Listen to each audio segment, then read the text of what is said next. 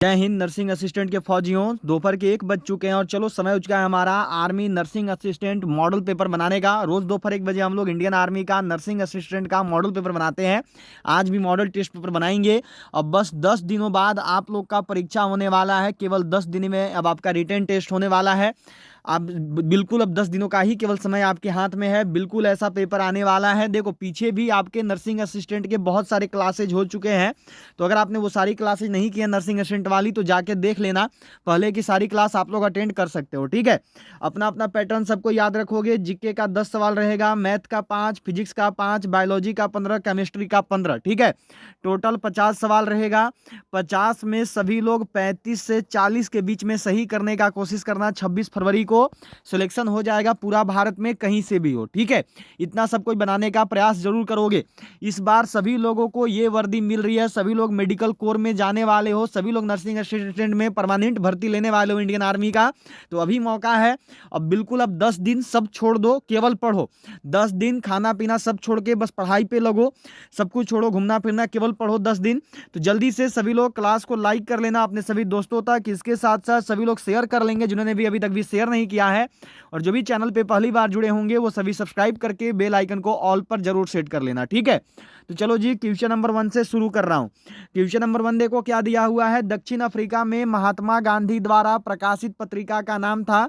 The name of the magazine published by Mahatma Gandhi in South Africa was Navjivan, Indian Opinion, Harijan या फिर African news. चलिए जी, सही जवाब क्या होगा जल्दी से आंसर करना और बताना सबको।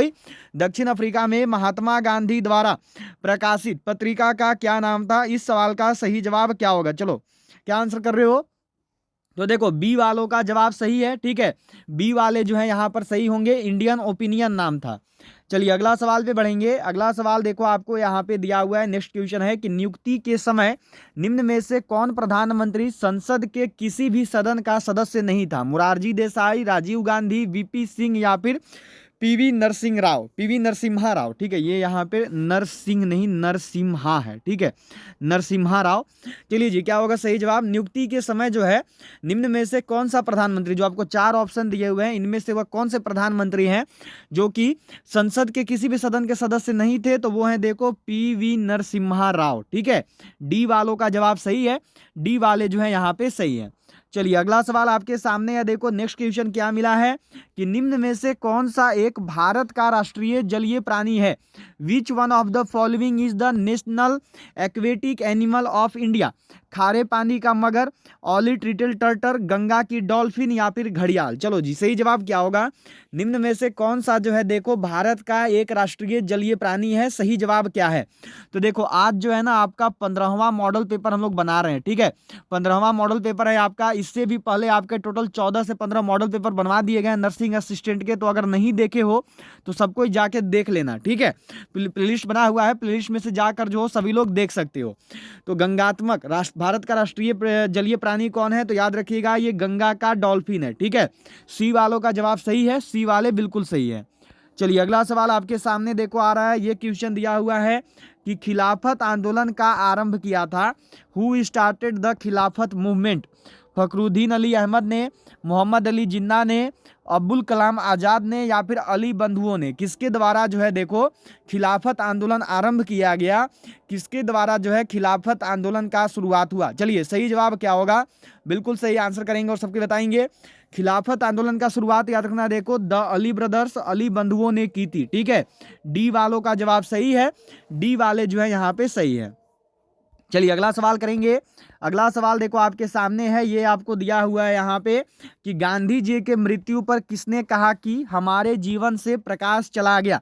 Lord Mountbatten, Rajendra Prasad, S Radhakrishnan या फिर जवाहरलाल नेहरू?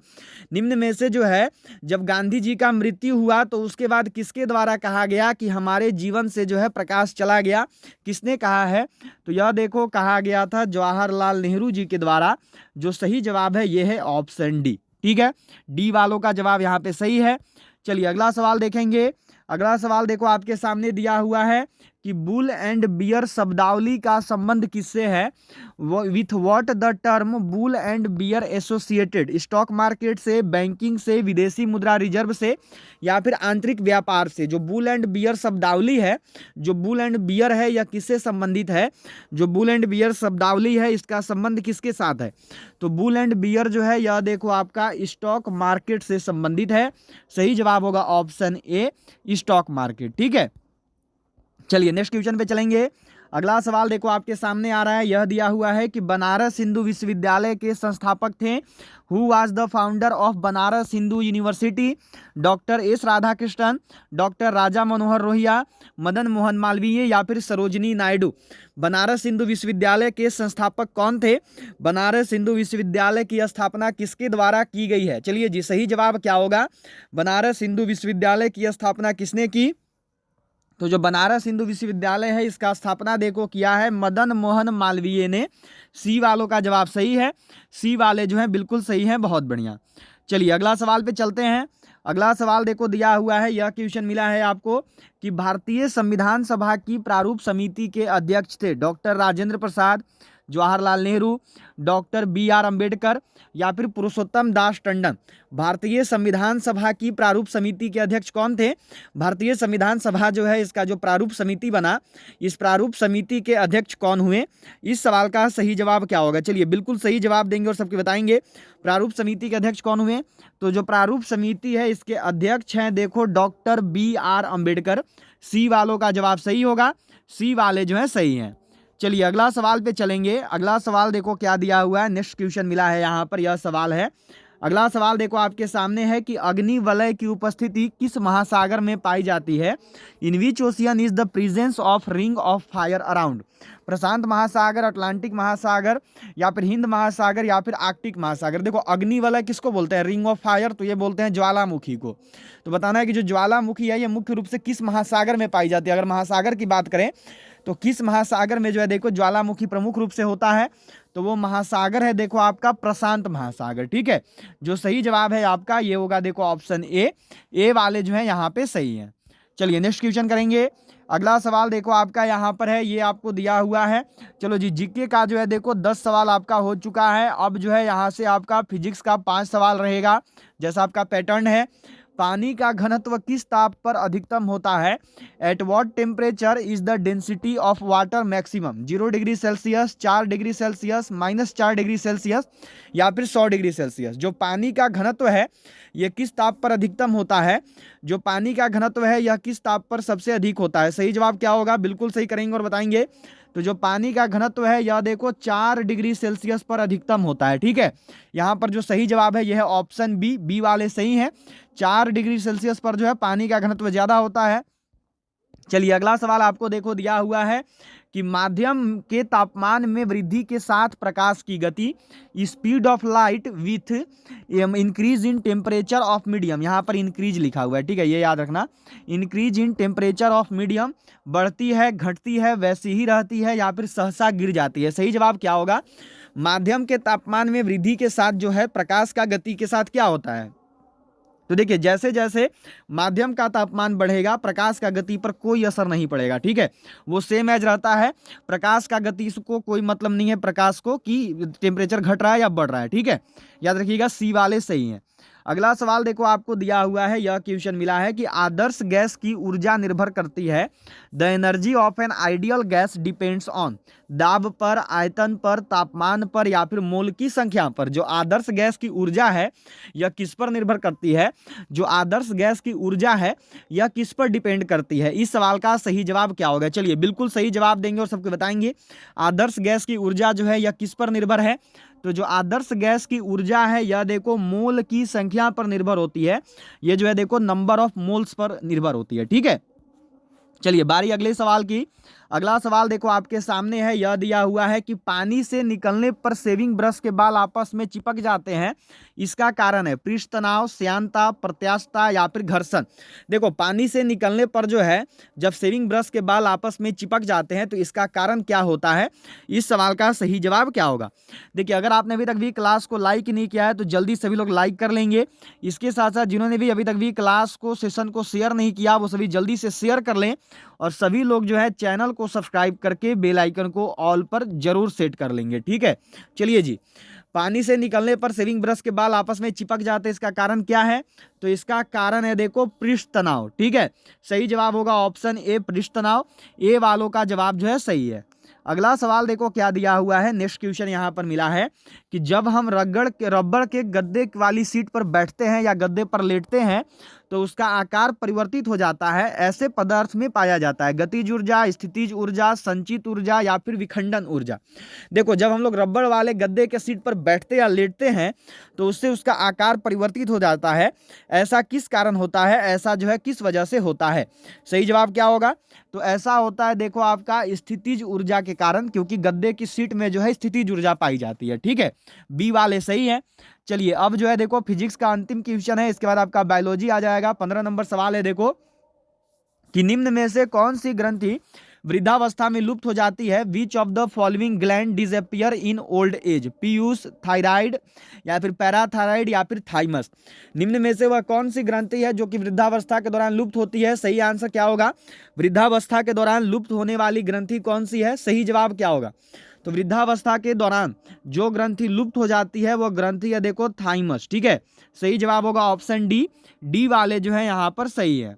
चलिए अगला सवाल पे चलते हैं। अगला सवाल देखो आपको क्या दिया हुआ है, ये देखो एक सवाल जीके वाला यहाँ पर आ गया है कि अविश्वास प्रस्ताव के कारण सर्वप्रथम किस प्रधानमंत्री को अपना पद से त्यागपत्र देना पड़ा था, मोरारजी देसाई, चौधरी चरण सिंह, वीपी सिंह या फिर श्रीमती इंदिरा गांधी। जब अविश्वास प्रस्ताव आया था तो उसके कारण जो है सर्वप्रथम किस प्रधानमंत्री को अपने पद से त्यागपत्र देना पड़ा, सही जवाब क्या है, तो वह प्रधानमंत्री जिन्होंने अविश्वास प्रस्ताव के कारण त्यागपत्र दिया था वो थे देखो मोरारजी देसाई, ए वालों का जवाब जो है सही है। चलिए अगला सवाल देखेंगे।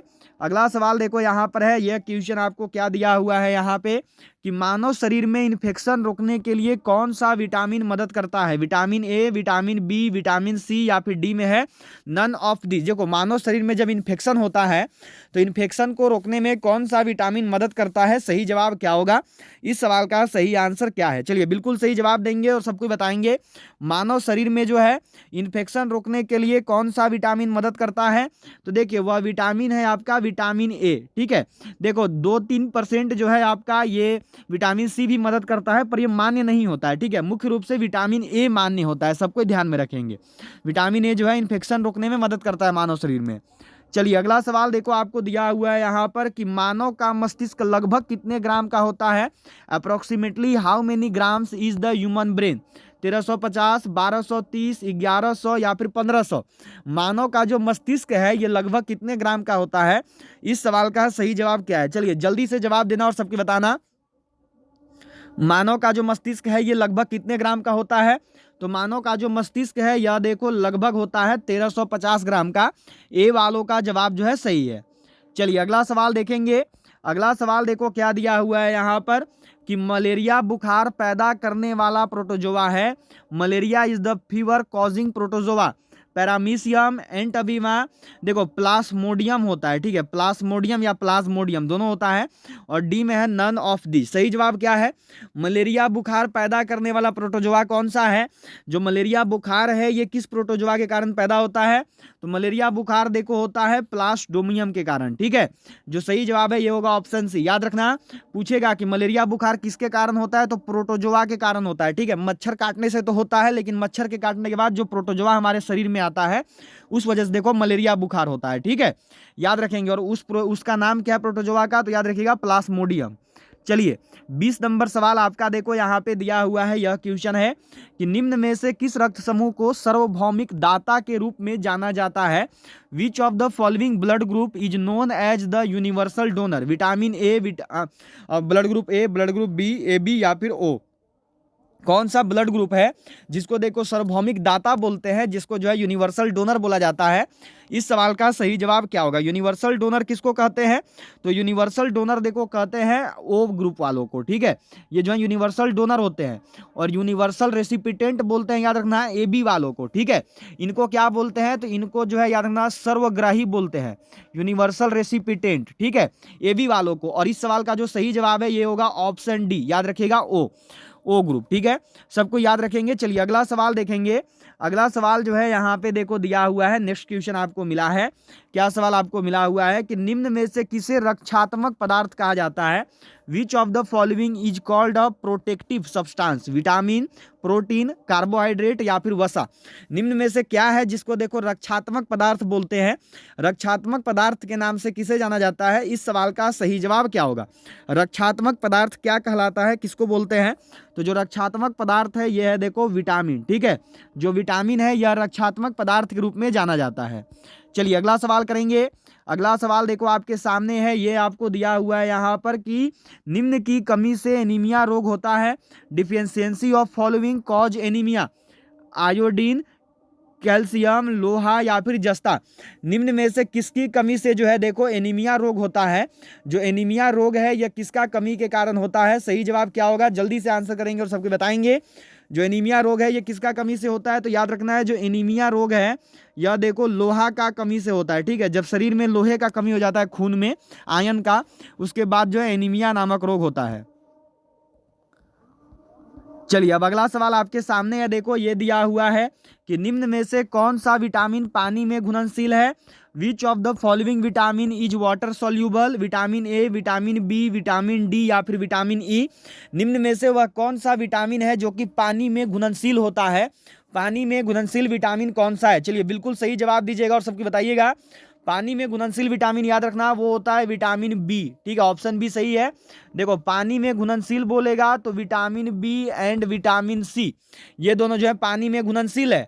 और यदि वसा में घुलनशील पूछेगा कि वसा में घुलनशील कौन कौन से हैं, तो वसा में याद रखना विटामिन ए, इसके बाद विटामिन डी, विटामिन ई और विटामिन के, ये सभी जो है वसा में घुलनशील होते हैं, ठीक है, ध्यान में रखना है सबको। चलिए अगला सवाल पे चलते हैं। अगला सवाल देखो आपको दिया हुआ है, यह क्वेश्चन मिला है यहाँ पर कि टीबिया नामक हड्डी किसमें पाई जाती है? Where is the bone called tibia found? खोपड़ी में, टांग में, भुजा में या फिर मुंह में? जो टीबिया नामक हड्डी है ये कहाँ पाई जाती है? जो टीबिया नामक हड्डी है ये कहाँ उपस्थित होती है? सही जवाब क्या होगा? जल्दी से आंसर करेंगे और सबको बताएंगे। टीबिया नामक हड्डी किसमें पाई जाती है? तो जो टीबिया नामक हड्डी है यह देखो टांग में पाई जाती है, यह जो है लेग में पाई जाती है। बी वालों का जवाब जो है सही है। चलिए अगला सवाल देखेंगे। 25 नंबर सवाल है, देखो यहाँ पर यह दिया हुआ है कि शरीर में हीमोग्लोबिन का कार्य है। The function of haemoglobin in the body is? Oxygen का परिवहन, जीवाणुओं को नष्ट करना, रक्ताल्पता को रोकना या फिर डी में है लौह का उपयोग। शरीर में हीमोग्लोबिन का कार्य क्या है? शरीर में जो है हीमोग्लोबिन के द्वारा कौन सा कार्य होता है? सही जवाब क्या होगा? तो शरीर में जो हीमोग्लोबिन का कार्य है ये है देखो आपका ऑक्सीजन का परिवहन, ठीक है। ए वालों का जवाब सही होगा, ए वाले जो है यहाँ पे सही होंगे। चलिए अगला सवाल पे चलते हैं। अगला सवाल देखो आपको दिया हुआ है। अगला सवाल क्या मिला है? एक सवाल है कि हीमोग्लोबिन किसका मुख्य घटक है? Haemoglobin is an important component of, किसका है? कॉम्पोनेंट ऑफ आरबीसी, डब्ल्यूबीसी, पटिकाणु या फिर जीवद्रव? हीमोग्लोबिन किसका महत्वपूर्ण घटक है? हीमोग्लोबिन जो है ये देखो किसका इम्पोर्टेंट जो है देखो कंपोनेंट है। हीमोग्लोबिन जो है किसका महत्वपूर्ण घटक है? इस सवाल का सही जवाब क्या होगा? तो जो हीमोग्लोबिन है यह देखो आपका आरबीसी का महत्वपूर्ण घटक है, ठीक है, सही जवाब होगा ऑप्शन ए। चलिए अगला सवाल पे चलेंगे। अगला सवाल देखो दिया हुआ है, यह क्वेश्चन है यहाँ पर कि मानव शरीर में रुधिर बैंक का कार्य कौन करता है? प्लीहा, फेफड़ा, हृदय या फिर यकृत? मानव शरीर में जो है रुधिर बैंक का कार्य कौन करता है? मानव शरीर में रुधिर बैंक के रूप में कौन उपस्थित होता है? सही जवाब क्या होगा? मानव शरीर में रुधिर बैंक का कार्य किसके द्वारा संपन्न होता है? तो मानव शरीर में जो रुधिर बैंक का कार्य है यह देखो प्लीहा करता है।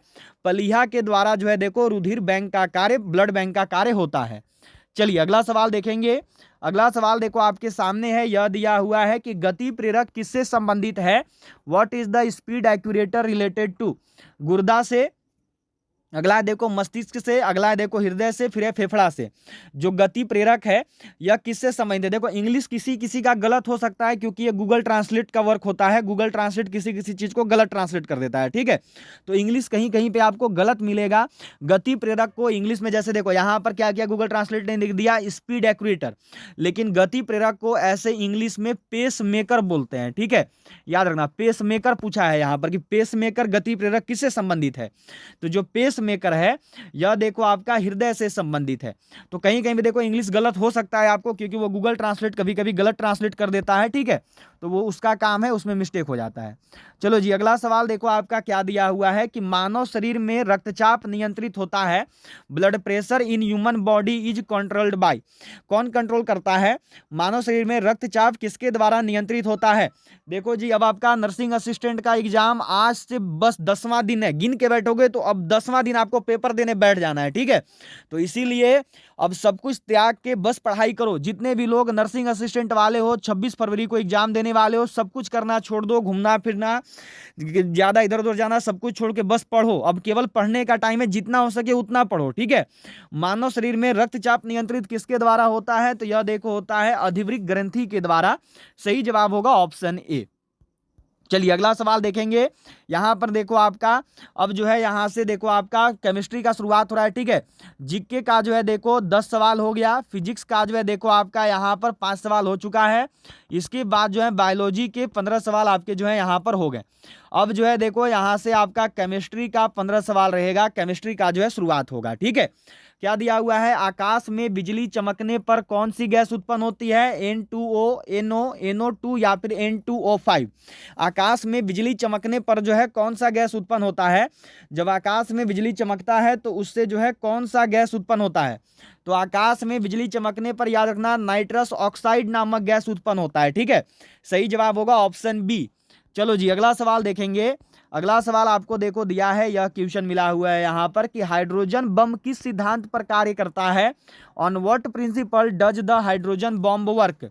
नियंत्रित विखंडन अभिक्रिया, अनियंत्रित विखंडन अभिक्रिया, या फिर नियंत्रित संलयन अभिक्रिया, या फिर अनियंत्रित संलयन अभिक्रिया। सही जवाब क्या होगा? जो हाइड्रोजन बम है यह किस सिद्धांत पर कार्य करते हैं? तो जो हाइड्रोजन बम है यह देखो अनियंत्रित संलयन अभिक्रिया पर कार्य करता है। सही जवाब होगा आपका ऑप्शन डी। चलिए अगला सवाल देखेंगे। अगला सवाल देखो आपको दिया हुआ है, यह क्वेश्चन है कि मायोग्लोबिन में कौन सी धातु होती है? Which metal is present in myoglobin? तांबा, चांदी, सोना या फिर आयन लोहा। देखो यहाँ पर क्या किया, सोना का तो ऐसे गोल्ड होना चाहिए था, पर ये देखो गूगल ट्रांसलेट का काम देखो यहाँ पर इसको स्लिप बना दिया, सोना को यहाँ पर गोल्ड होना चाहिए था। तो कहीं कहीं पे इंग्लिश गलत होता है, ठीक है, वो ध्यान में रखिएगा, इंग्लिश वाले कभी भी गलत हो सकते हैं। मायोग्लोबिन में कौन सी धातु होती है? तो मायोग्लोबिन में याद रखना है देखो लोहा नामक धातु आयन होता है, ठीक है। हीमोग्लोबिन में भी आयन और मायोग्लोबिन में भी आयन, ठीक है, याद रखना। चलो अगला सवाल पे बढ़ेंगे। अगला सवाल देखो आपको दिया हुआ है, यह क्वेश्चन मिला है कि निम्न में से कौन सा पदार्थ एक मिश्रण नहीं है? Which of the following substance is not a mixture? कौन सा नहीं है भाई? टीन, समुद्री जल, मृदा या फिर वायु? निम्न में से वह कौन सा पदार्थ है जो कि एक मिश्रण नहीं है? निम्न में से कौन सा पदार्थ है जो कि मिश्रण नहीं होता है? सही जवाब क्या होगा? तो निम्न में से वह पदार्थ जो कि देखो आपका मिश्रण नहीं है, यह है देखो टीन, ठीक है। सही आंसर होगा ऑप्शन ए टीन। चलिए अगला सवाल देखेंगे। अगला सवाल देखो आपको क्या दिया गया है कि निम्न में से किस में लॉ ऑफ ऑक्टेव दिया? हाइपो, ये देखो थोड़ा सा यहाँ पर ये इंग्लिश वाला गलत है, ठीक है। निम्न में से किसने लॉ ऑफ ऑक्टेव दिया? ठीक है, अष्टक नियम इसको बोलते हैं हिंदी में। लॉ ऑफ ऑक्टेव किसने दिया? Who propounded the theory of law of Octave, ठीक है, इसको इंग्लिश में ऐसे बोलेंगे। महादेव मेंडलीफ या फिर न्यूलैंड्स या फिर लोवेजियर या फिर डोबेराइनर, किसके द्वारा जो है लॉ ऑफ ऑक्टेव दिया गया? Who propounded the theory of law of octave, अष्टक नियम। तो लॉ ऑफ ऑक्टेव जो है यह देखो दिया है न्यूलैंड्स ने। सही जवाब होता है ऑप्शन बी, ठीक है, बी वाले सही हैं। चलो जी अगला सवाल आपको देखो दिया हुआ है, यह क्वेश्चन मिला है यहाँ पे। अगला सवाल है कि किसी गैस को उसकी ठोस अवस्था में शुष्क बर्फ कहा जाता है? किस गैस को जो है उसकी ठोस अवस्था में शुष्क बर्फ बोलते हैं? कार्बन डाइऑक्साइड, हाइड्रोजन, ऑक्सीजन या फिर नाइट्रोजन। सही जवाब क्या होगा? वह कौन सा गैस है जिसको देखो ठोस अवस्था में जो है शुष्क बर्फ के नाम से जाना जाता है? सही जवाब क्या होगा? तो वह गैस होता है देखो आपका कार्बन डाइऑक्साइड। जो कार्बन डाइऑक्साइड गैस है ये देखो उसकी ठोस अवस्था में जो है शुष्क बर्फ के नाम से जाना जाता है। ठीक है, चलिए अगले सवाल पे चलेंगे। अगला सवाल देखो आपको दिया हुआ है यहाँ पे कि अनिश्चितता के सिद्धांत का प्रतिपादन किया, propounded the principle of uncertainty. अनिश्चितता का सिद्धांत किसने दिया है? आइंस्टीन ने, हाइजेनबर्ग ने, या फिर रदरफोर्ड ने, या पाउली ने? किसके द्वारा जो है देखो अनिश्चितता का सिद्धांत दिया गया? अनिश्चितता का सिद्धांत जो है किसने दिया है? तो अनिश्चितता का जो सिद्धांत है इसको देखो दिया गया है हाइजेनबर्ग के द्वारा। जो सही जवाब होगा ये होगा ऑप्शन बी। ठीक है, चलिए चलेंगे अगला सवाल पर। नेक्स्ट क्वेश्चन देखो आपको क्या दिया हुआ है। अगला सवाल मिला है कि किसी अवरोध की कोर से प्रकाश का मुड़ना कहलाता है। The bending of light from the core of N obstacle is called. विक्षेपण, विवर्तन, अपवर्तन या फिर व्यतिकरण। किसी अवरोध की कोर से प्रकाश का मुड़ना क्या कहलाता है? किसी अवरोध की कोर में प्रकाश के मुड़ने को क्या कहा जाता है? तो किसी अवरोध की कोर से प्रकाश का मुड़ना जो है देखो विवर्तन कहलाता है। सही जवाब होगा देखो ऑप्शन बी। ठीक है, हो गया। चलो अगला सवाल देखो क्या दिया हुआ है। नेक्स्ट क्वेश्चन यहां पर मिला है। ये सवाल है कि वे आयन जिनमें इलेक्ट्रॉन की संख्या समान होती है कहलाते हैं। Ion that have same number of electron are called. समस्थानिक, समभारिक, समन्यूट्रॉनिक या फिर सम इलेक्ट्रॉनिक। वह आयन के बारे में बताना है जिनमें इलेक्ट्रॉन की संख्या समान होती है, उस आयन को क्या कहा जाता है?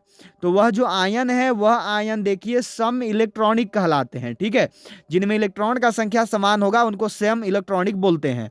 चलिए अगला सवाल है। अगला सवाल देखो यहां पर आपको दिया हुआ है। यह क्वेश्चन मिला है कि ऑक्सीकरण वह प्रक्रिया है जिसमें तत्व की संयोजकता, oxidation is the process in which the valency of an element is, घट जाती है, बढ़ जाती है और परिवर्तित रहती है। डी में है नन ऑफ दीज। ऑक्सीकरण वह प्रक्रिया है जिसमें तत्व की संयोजकता के साथ क्या होता है? ऑक्सीकरण वह प्रक्रिया है जिसमें तत्व की संयोजकता, तो ऑक्सीकरण वह प्रक्रिया है जिसमें देखो जो तत्व की संयोजकता है वो बढ़ जाती है। सही जवाब होगा ऑप्शन बी। चलिए अगला सवाल पे बढ़ेंगे। अगला सवाल देखो दिया हुआ है 40 नंबर सवाल है आपके सामने कि निम्न में से कौन सा ईंधन न्यूनतम पर्यावरण प्रदूषण फैलाता है? हाइड्रोजन, कोयला, डीजल या फिर केरोसिन।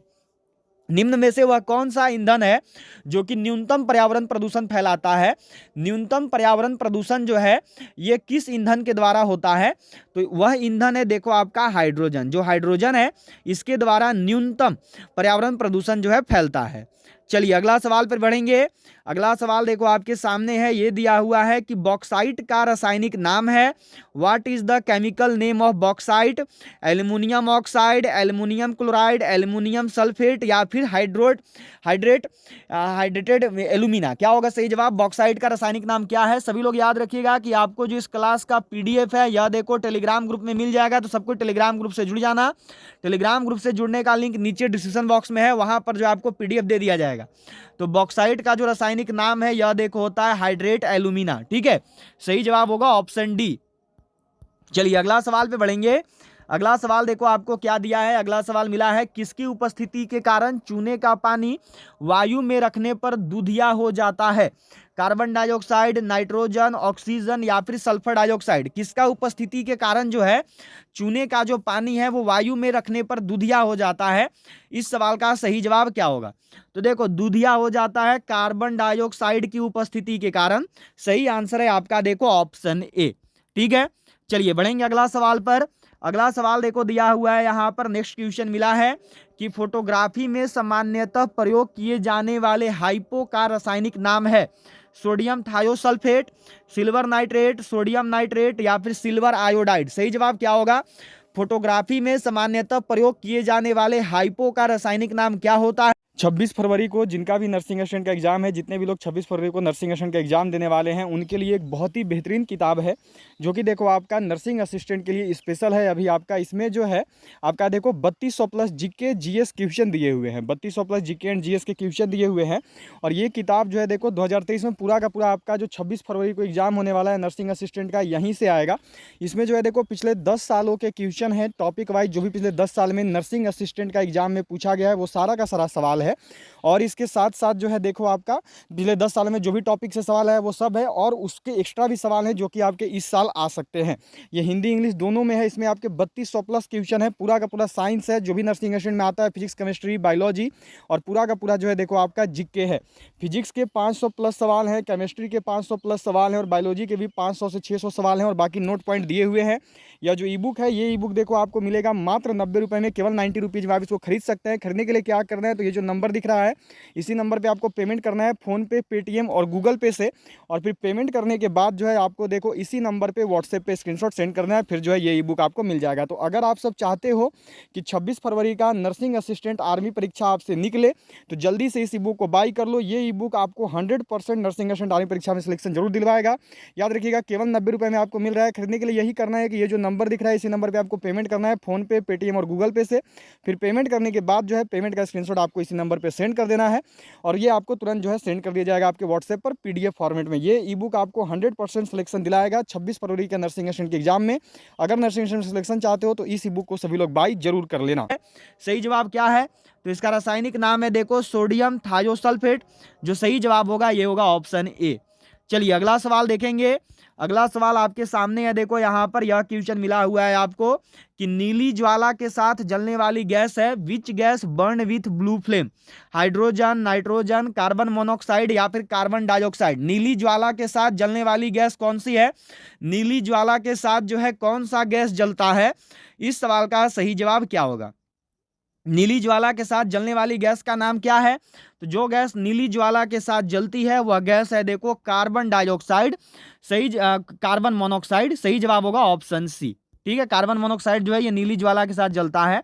चलिए जी, अब जो है यहाँ से आपका देखो मैथ का सवाल रहेगा। ठीक है, देखो जीके का 10 सवाल हो गया, इसके बाद जो आपका फिजिक्स का 5 सवाल हो गया, इसके बाद आपका बायोलॉजी का 15 सवाल हो गया, और फिर जो है केमिस्ट्री का भी 15 सवाल हो गया। अब जो है मैथ के अंतिम 5 सवाल आपके रहेंगे। ये सवाल देखो नर्सिंग असिस्टेंट का ओरिजिनल पेपर का है। जल्दी सब कुछ बताओगे इस सवाल का सही जवाब क्या होगा।